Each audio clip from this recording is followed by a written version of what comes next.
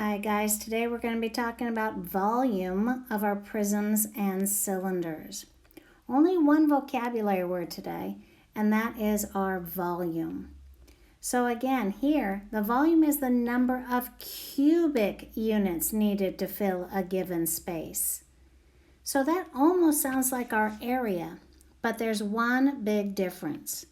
When I'm talking about area, that was the number of square units it took to fill a two-dimensional figure. So that flat rectangle.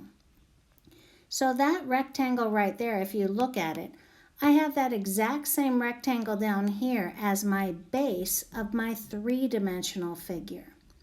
So that rectangle, when I'm talking about volume, means I'm taking that rectangle and stacking it up on top of each other, and it's creating a three-dimensional figure. So volume is how many cubic units it takes to fill in this three-dimensional figure. And that's what we're going to be looking at today, is how to find the volume of our three-dimensional prisms and cylinders.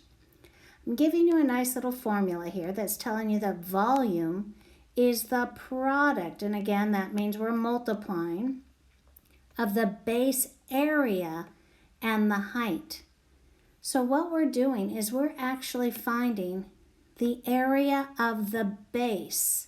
So just like we did up here, that area of our base, we've got to find the area of our base first, and that's a rectangle. That would be base times height. And then we're going to multiply the area of that one base by the height of the three-dimensional figure, how tall it is from one base to the other. And that would be how we figure out the volume.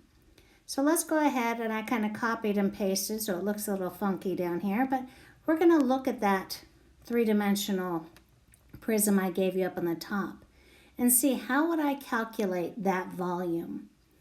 Well, first I would like you to, just like we usually do, write the formula that volume equals base times height, and I have that here for you. The next thing you're going to do is you are going to find the base area. Remember, only the area of a base. So the base is this rectangle down here. So how do we find the rectangle or area of a rectangle? Well, I'm telling you all the formulas. It's just the base times the height. So I put it over here for you, kind of spelled it out, base times height. So let's only look at that rectangle. The base of just that rectangle that I have shaded purple is 5 inches. The height of just that rectangle is 3 inches.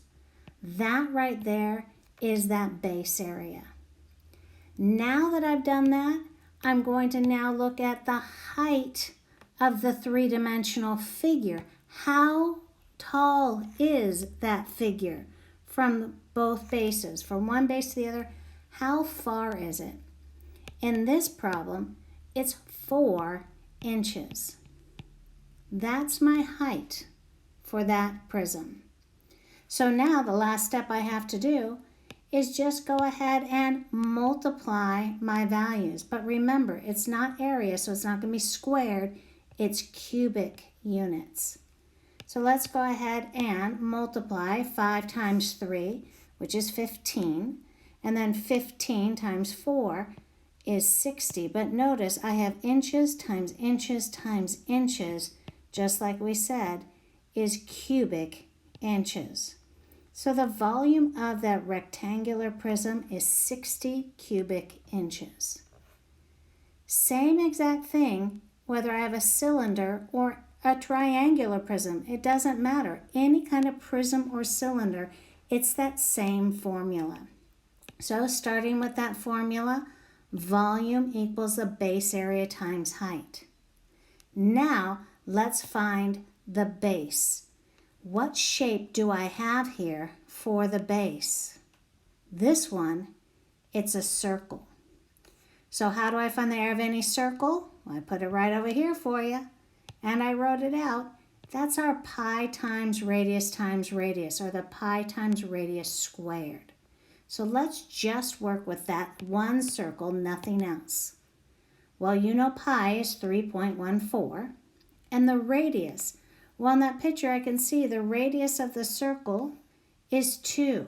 So 2 millimeters times 2 millimeters. And now the height of that cylinder. How tall is that cylinder? Well, in this problem, that cylinder is 10 millimeters high. Now I can get out a calculator or do my long multiplication of that 3.14 times 4.